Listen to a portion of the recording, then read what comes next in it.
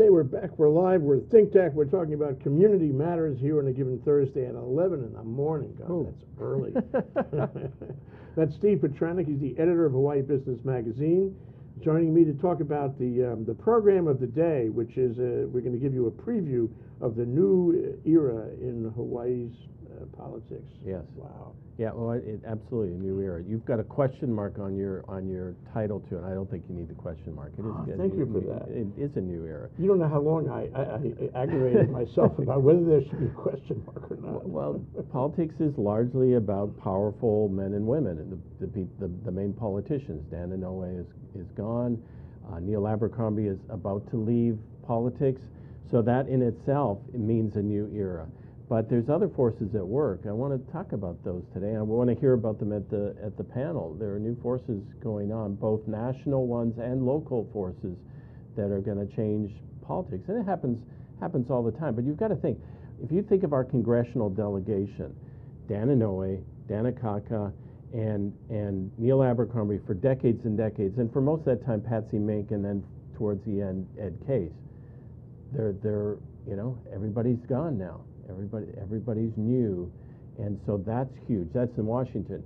Here at home, a lot of different names, and yes, there's still legacies from what people are calling the old Democrats and the old Republicans, but so many new faces that you can't but help define this as a new era. Yeah.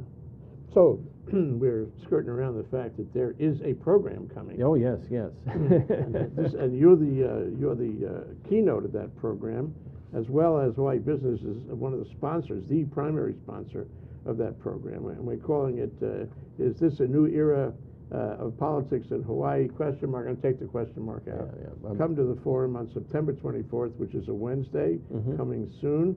And it is at Laniakea, the Laniakea YWCA. And we say it's a blue ribbon panel of journalists. So the opening remarks is Steve Petranik of Hawaii Business. The moderator is Barbara Tanabe of Ho'okea Communications. And we have 6 panel members from and around the press. Chad Blair of Civil Beat, Beth Ann Kozlovich of Hawaii Public Radio, Darrell Huff of Hawaii News Now. He's also associated with PBS these days. He's one of the Insights moderators for PBS. Okay. Colin Moore, UH Political Science Department, becoming the analyst these days, replacing the earlier guys who retired like Neil Milner, and Jerry Burris, and Andrew Walden, Hawaii Free Press. It's kind of I guess it's kind of conservative. Online version of the press. And finally, the last one is Malia Zimmerman of Hawaii Reporter. 6 of them all together. What a panel. It's a nice diverse group of people. You'd probably consider 2 of the media sort of progressive, liberal sort of side of the media spectrum, 2 on the conservative, libertarian side of the spectrum, a couple guys in the middle, an academic. It's a good balance of voices that I think you're going to hear some different opinions. And related to that, our program sponsor, as I mentioned, is Hawaii Business Magazine, but we have other promotional sponsors. Common Cause Hawaii, which is kind of on the liberal side, I think. Yeah, Neil Milner was active in that, maybe still active. Grassroots Institute, that's Kalia Kina. They were very right. I used to call it the upright position. But, under Dick Rowland. But now Kali'i is more centrist about it, and he's running Grassroots Institute. The Public Policy Center of the College of Social Sciences, they are interested in this. Pacific New Media, also from the university. And finally, the League of Women Voters. I'm happy to have them join us this trip. Yeah. They were always interested in stimulating the conversation about politics in Hawaii. So it's like one of those things where you say, yes, new era, yes, it really is. I mean, we're still reeling from the Abercrombie loss, the dimensions and the effect of that loss. But now we realize it's more than that. It's, as you say, it's a transformation. This is the transformation that Dick Gushman talked about. I don't know if you were there. A couple of years ago, he came down to one of our programs. I remember that. And he said, watch, all these names are going to change. Right. He called Dan Inouye the franchise. And he said, you know, you guys are going to be talking about this for years, about how these people leaving the stage, new people unknown coming on the stage, and things changing in Hawaii. This is a time of transition, no transformation. Right. And we're still living on the words of Dick Cushman 2 years ago. Well, Dan Inouye was a man of his time. Washington was, through most of his era, was willing to spend money on military and on infrastructure and those things, and Dan was really good at bringing that home to Hawaii. So one of the things about the new era is there's less bacon to bring home.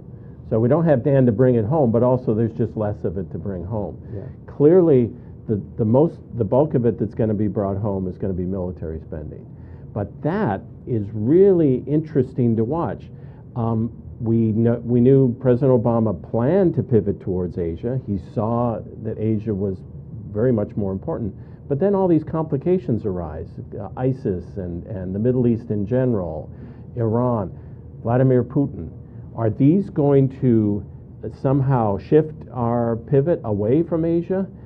Clearly, they're huge factors, and we're still learning how they're going to play out over the next few years. It's a 5-year plan to deal with ISIS or now they're calling ISIL in Syria and Iraq. Putin's not going to go away. How much do we defend the Ukraine? How much more do we pump into NATO? So if Obama still wants to cut military spending and yet deal with these other threats, there's going to be a huge cut in spending on that pivot to Asia. That's going to affect Hawaii. However, I think more likely circumstance is that Democrats and Republicans in Washington are going to agree that the military can't be cut at this point, that there are too many threats, and there seems to be bipartisan agreement on that. So Hawaii will benefit from that. We will still pivot toward Asia, but we'll still be dealing with our problems in the Middle East and possibly in Europe. So I think military spending is still going to be strong here. I don't think there's going to be any other strong infrastructure spending that's going to come Hawaii's way over the next few years. I think this paradigm in Washington is going to stay that way for at least the next 6 years, until maybe the 2020 election, where maybe we'll start to see some shift in thinking about spending on infrastructure and so on. Maybe not. I think if Hawaii is going to benefit from largesse in Washington, it's only going to be on military spending here. So we have to have, if we're going to take advantage of that, our 4-person congressional delegation is going to have to focus on that. Yeah, well, it's hard to focus the way Dan Inouye was focused. Yes. I mean, I think Brian Schatz is trying to do that. He's making inroads in relationships in the Senate. I'm not sure about Mazie Hirono in that regard, or the congressional delegation. I mean, the representative delegation. Right.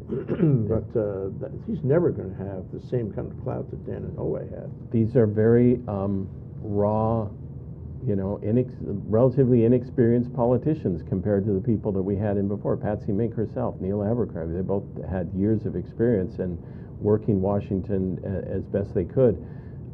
Maybe if you're thinking about a period in which, for Hawaii's sake, you need to recruit a new generation, this period where military spending is probably the only thing that's going to benefit Hawaii, that may be the time to sort of train your recruits and get them up to speed, so that then in 5-10 years they will be powerhouses in Washington and may be able to do more for Hawaii.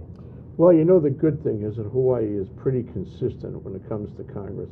If you win a Senate seat, and this is obvious in the Hanabusa-Schatz race, if you win a Senate seat, you're likely to keep it. Right. It's like in the South, you're likely to have it for life. And the same to a large extent in the House of Representatives. Right. If they get in, they're going to stay in unless they do something really awful, and that means seniority. And that means presumably more clout. Well, I want to test something with you today, and it's something that I've seen, people have seen happen, but I can put some numbers on it. So I did some research. In 1960, 68% of the residents in Hawaii were born here, okay? Today, that number's down to almost just half of the residents. 54% of the people who live in Hawaii were born here. Now think about it this way. If you're born here you don't get to choose. You didn't have a choice in it. So your politics, whatever they may be, are a certain way. But if you choose to come here, you're more likely to buy into Hawaii's dominant politics, a progressive mindset, heavy on environmental protection, anti-development in a lot of cases. And in fact, you see that, especially on the neighbor islands. When you've got mainlanders coming in, buying property there, they're among the strongest advocates against development on the neighbor islands. Sure. Whereas the local-born people are more, well, they could be pro or against, but definitely. So if we call this, this thesis about that Hawaii is in fact becoming a bluer state, not a more balanced state, but a bluer state, because people are voting with their feet. People that come here are already liberals, progressives in their mindset, and conservatives are fleeing, whether they were born here or not. That's my thesis, and I think that's going to play out over the next few years. Another interesting fact, in 1960, only 12% of Hawaii residents were born outside of the country. Now it's 20%. So you have this huge immigrant problem. Now, your immigrants, yes, they chose to come to Hawaii too, but I think some of them are here by happenstance. It's just, where they landed in some cases. I think they might be a strong entrepreneurial class. I don't have strong data on this. I'm going to have to keep digging into the numbers. But my thesis is that Hawaii in general is going to become bluer. But certainly has changed. I mean, those numbers clearly, and that's the experience on the street too. Right. Those numbers have changed. But some wrinkles, let me throw them at you in terms of a reaction. Sure, the last arrivals are always going to be more protective of their kuleana than the previous arrivals. The previous arrivals are more open. Isn't that strange the way that works? Right. But in terms of the last arrivals buying into the system in general, I'm not sure. Well, I only say in terms of anti-development thinking, environmentalism, that in general, those things. Because they got their place. They want to remain sacrosanct. Right. But also, here's another thing. When you come to a place, you generally decide, I can afford to live here. If you're born here, you don't get that choice. You either have to put up with it, whether you like it or not, or you move.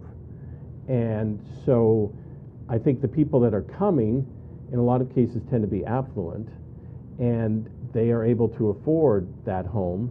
And so they're not, yes, it's I've got mine, I don't want anybody to build. We saw it in Kaka'ako to a small extent. People already living in high-rises not wanting another high-rise built that will block their view or crowd the streets or sidewalks. Yeah. So even a place like Kaka'ako, where we're supposed to increase the density in order to save the North Shore and other places, there's a reaction against development.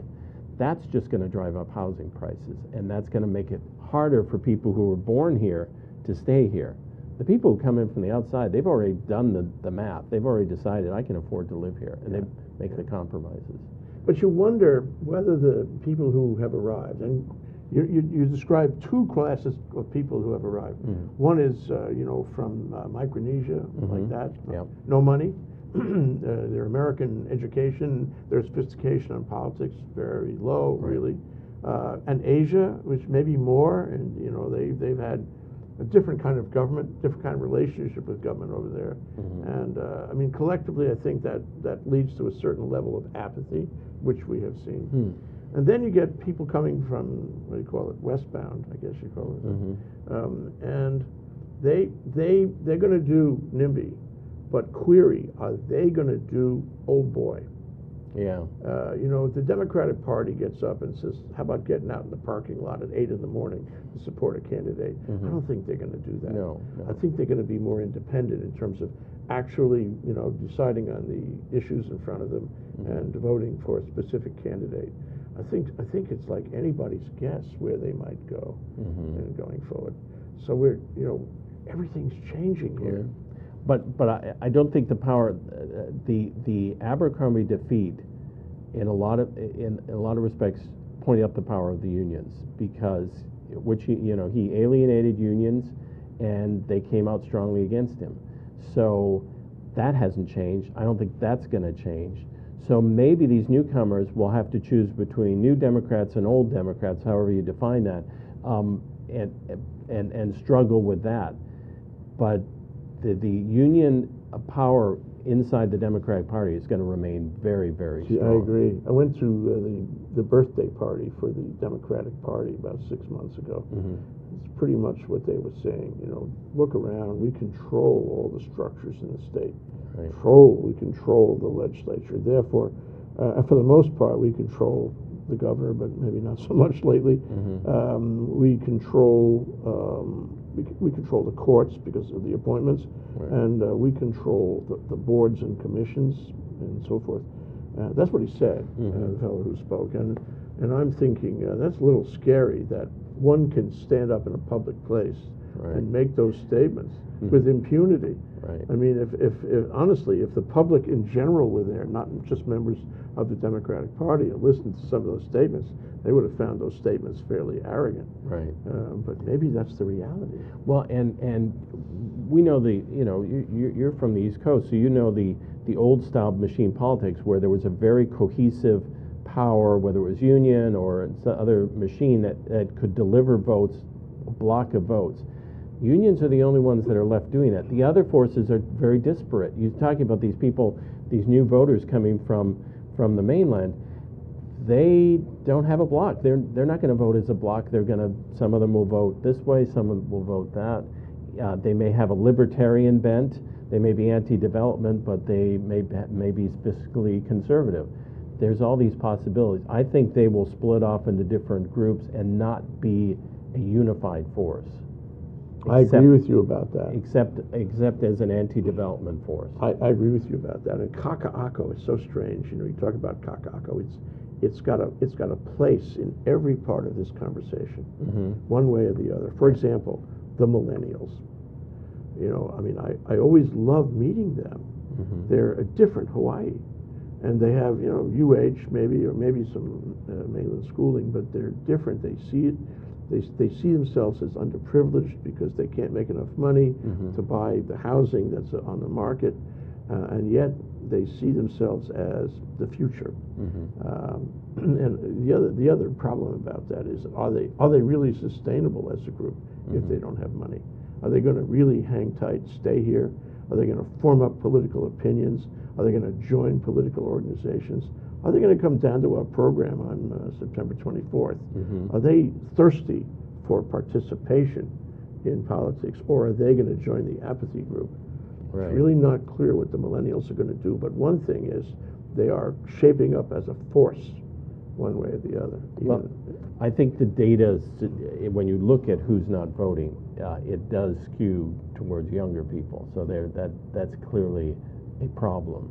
And whether I think they're disengaged for a number of reasons. The obvious ones, they don't think they have any power or control over or the outcomes, and they're disillusioned with everybody's politics. They're you know, which or at least the powers that be politics. So they're not happy with the choices they get, and they're not happy with the solutions that are being offered. This is a problem because this has a skewed effect on the way the whole system works. And if you don't mind, I'd like to get into that right after this break. Sure. Just to refresh what we're doing here today. That's Steve Petranik. He's a career journalist and now the editor of Hawaii Business Magazine for a long time, actually. And we're talking about, on this Community Matters discussion, a preview of the new era in Hawaii politics, which is a luncheon panel program in which Steve is going to be the keynote on September 24th at Laniakea. If you want to sign up for that, you can at thinktechhawaii.com. It's coming soon.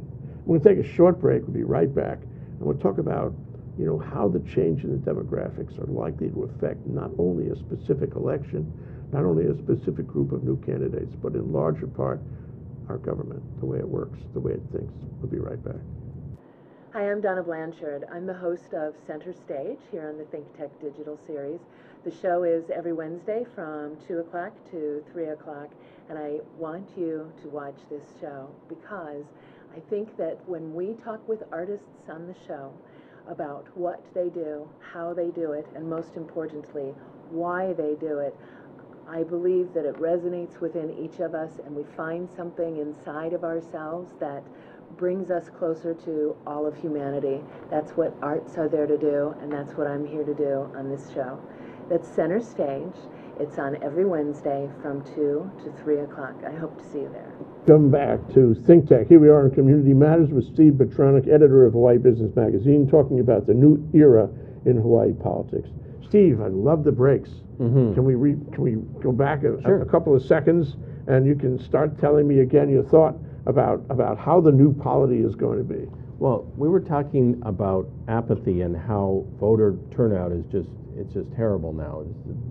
Depending on how you measure it, whether it's registered voters or eligible voters, we have one of the lowest rates in the country.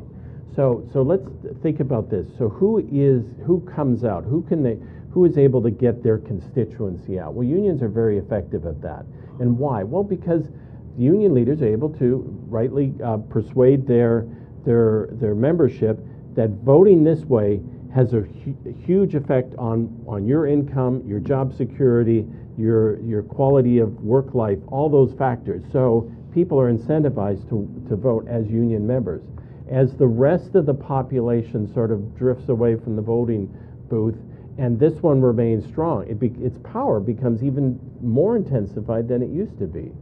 So it's crucial that other voices start gaining power. If you are unhappy with the status quo, you have to make that leap and say, I've got to, I've got to register to vote. I've got to vote in each election. I've got to pay attention to politics.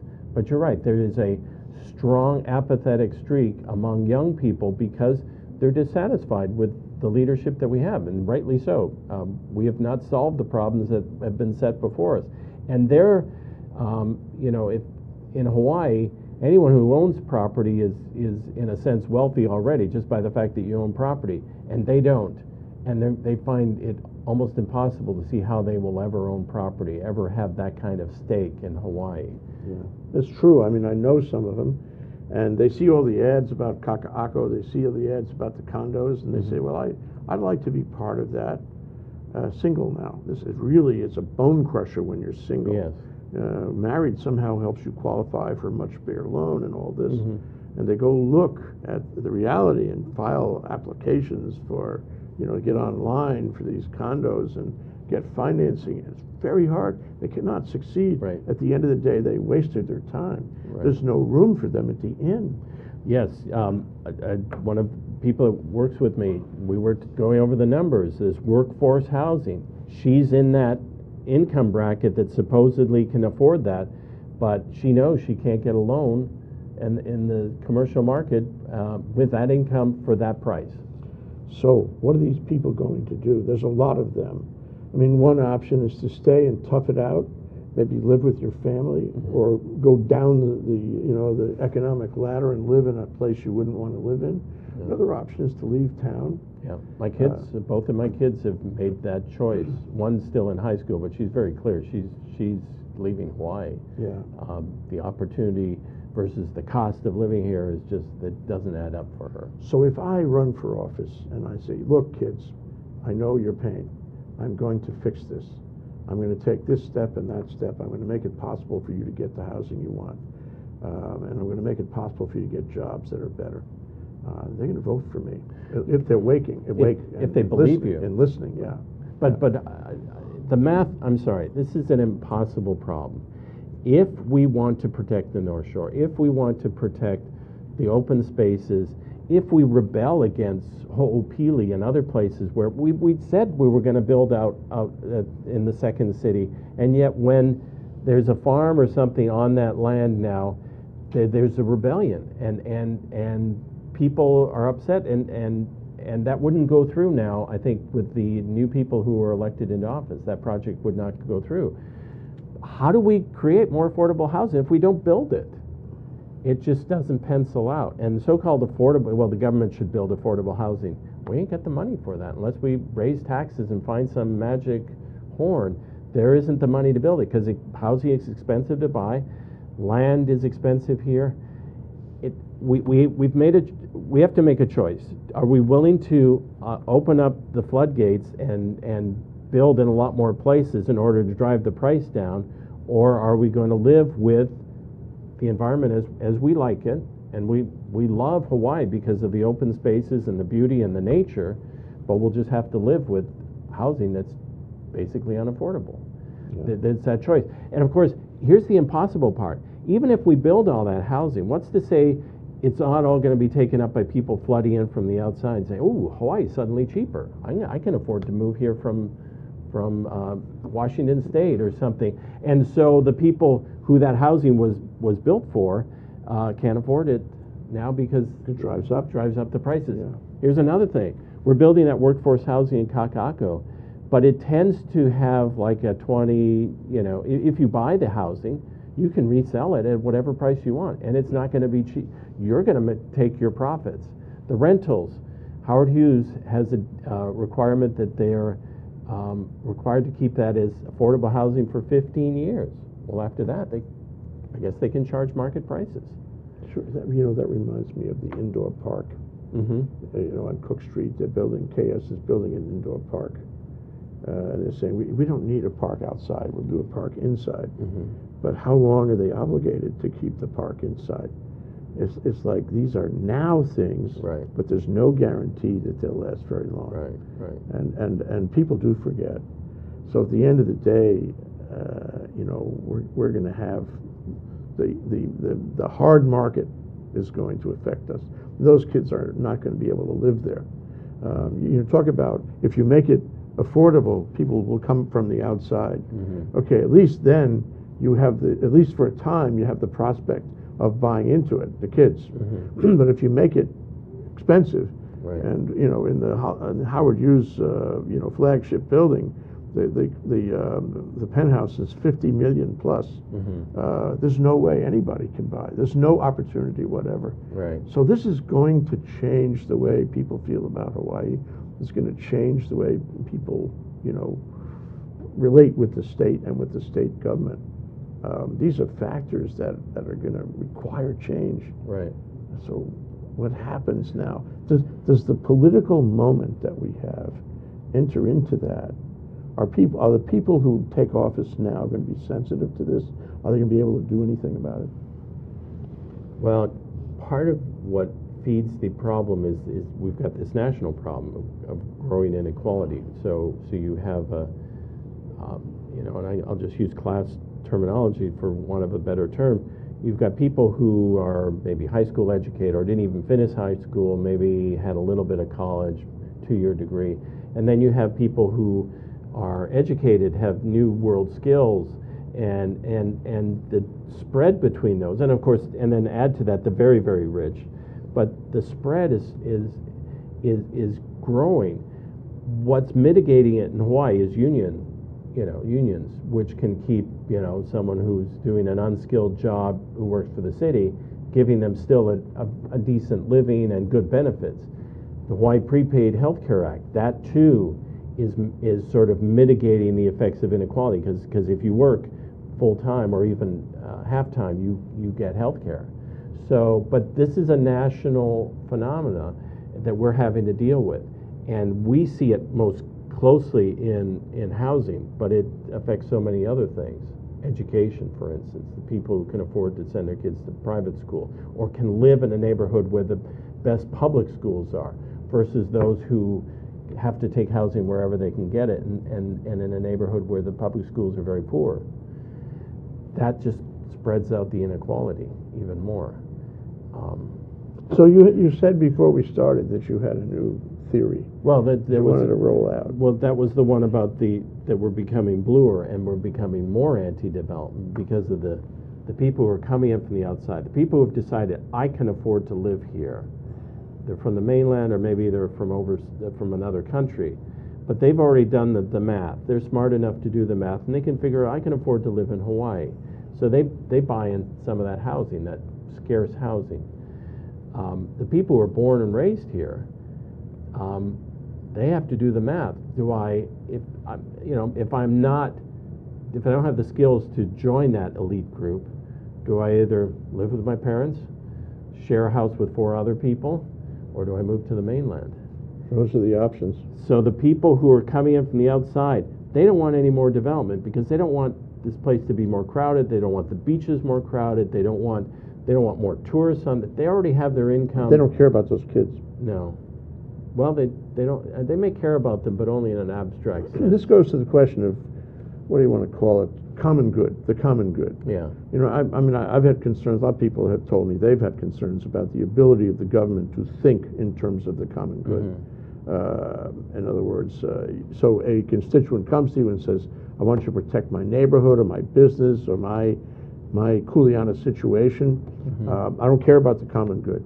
And so you're faced with all these lobbyists or constituents who all want for their own selves. Right. And who then carries the common good?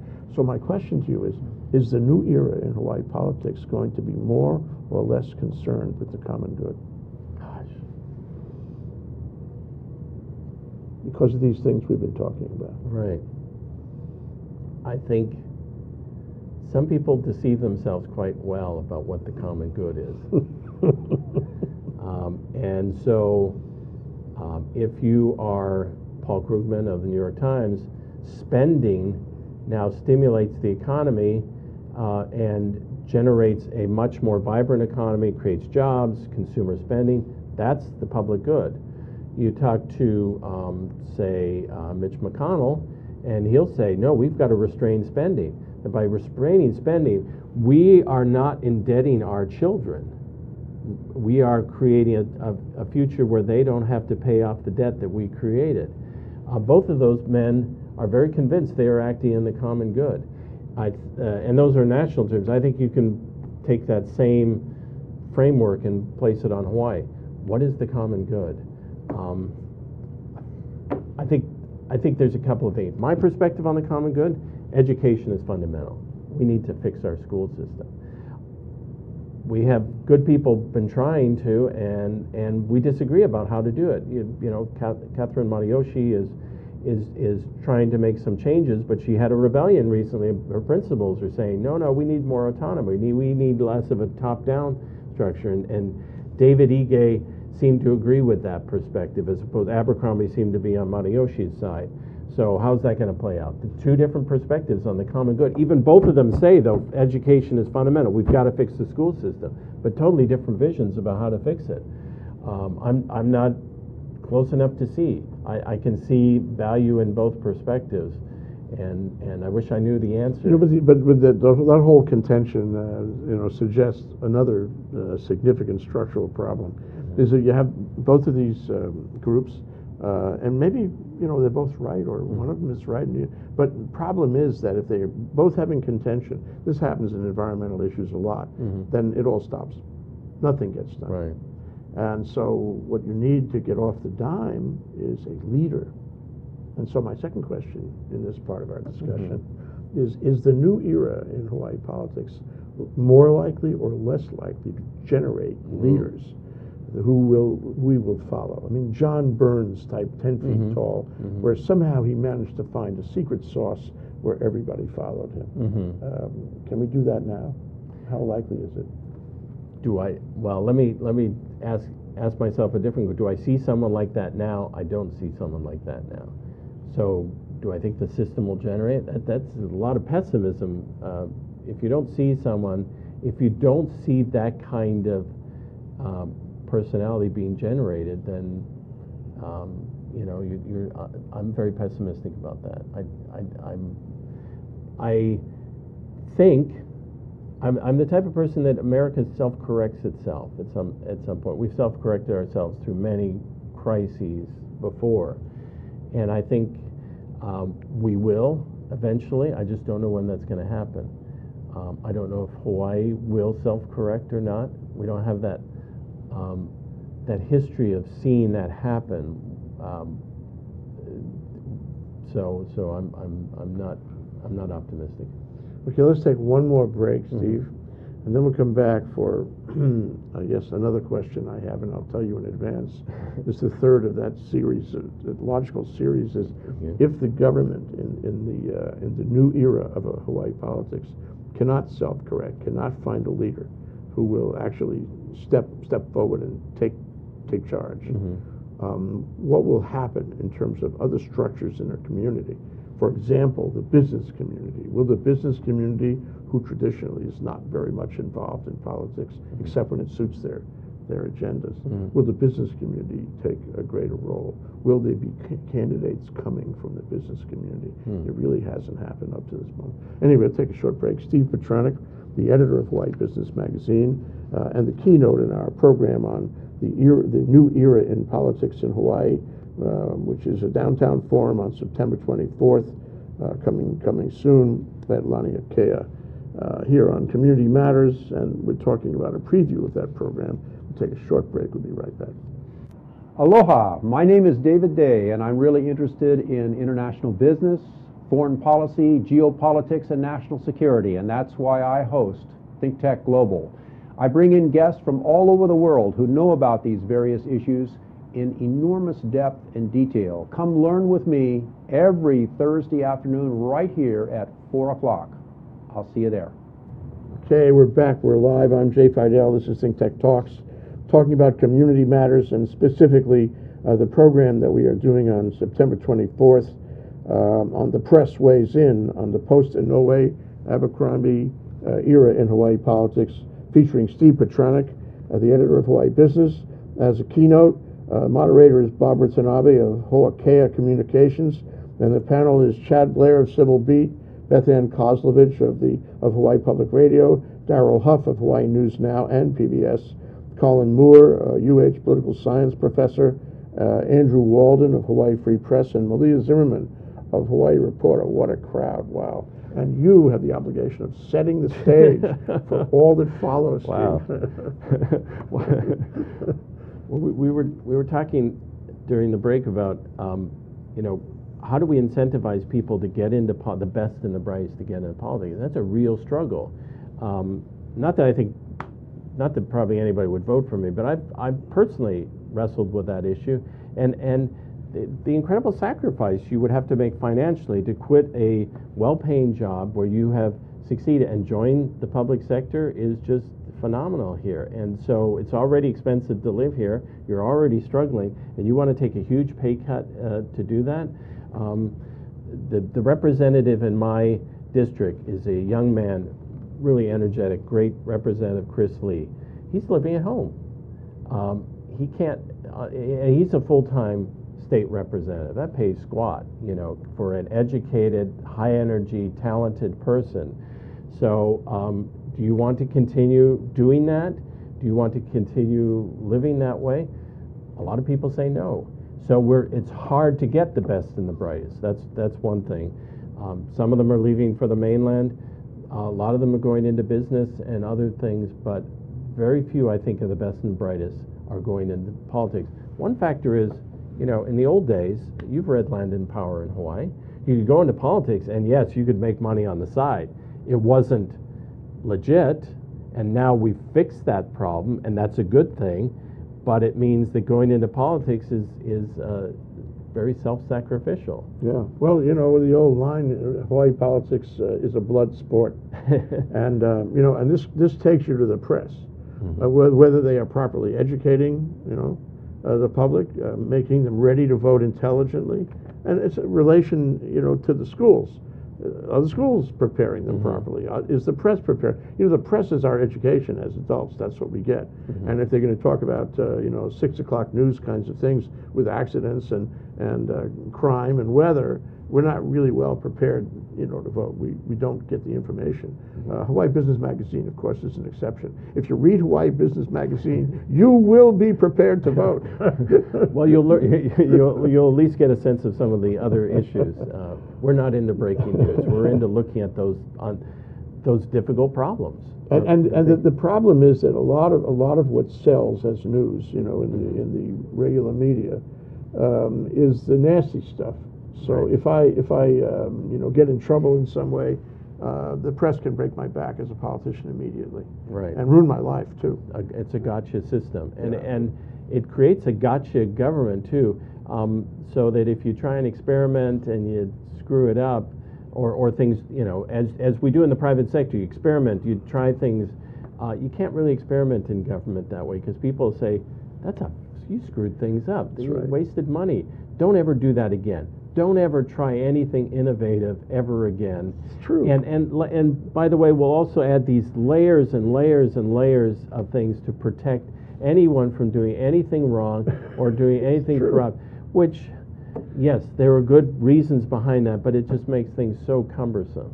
It's so awful. Yeah, you're locked. You're all tied down, and the bureaucracy kills you, Right. and you can't get anything done. And we have a nation. I mean, a state of bureaucrats that are all union that make it impossible for a newly elected politician to actually, realize his promises. Right. So this is a big constraint. So, what's this new era going to do for us, Steve?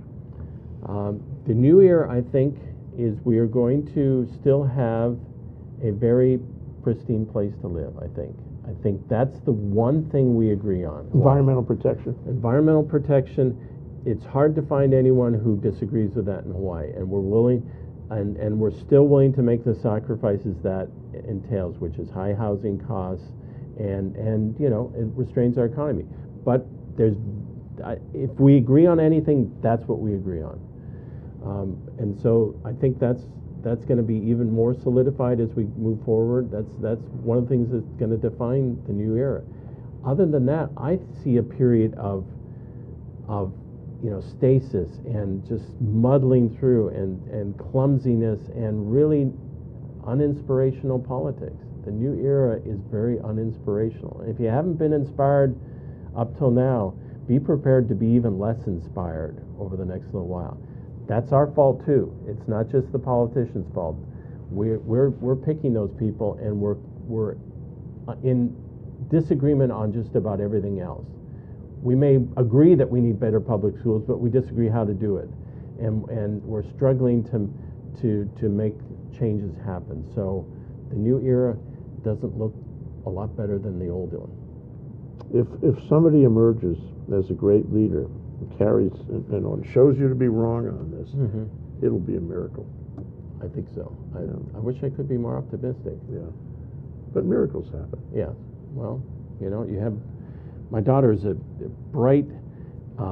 She's absorbed with national politics and wants to do the right thing, but she's also discouraged about Hawaii and doesn't plan to stay here when she graduates from college. So that's discouraging. I can hardly wait for this program because what you're saying is candid. In my view, it's correct, and it should provoke people to great conversation about finding a solution even against all odds. I'm terribly brutally honest. Let's have a brutally honest discussion. At the end of the day, this is a good, if not a great thing. Thank you, Steve. Thanks, Jay. Always a pleasure. Always a pleasure. Steve Petranik, editor of Hawaii Business Magazine, and the keynote in our program on September 24th entitled The Press Weighs In on the Post-Inoue Abercrombie Era in Hawaii Politics. You can sign up for that program on thinktechhawaii.com. Aloha.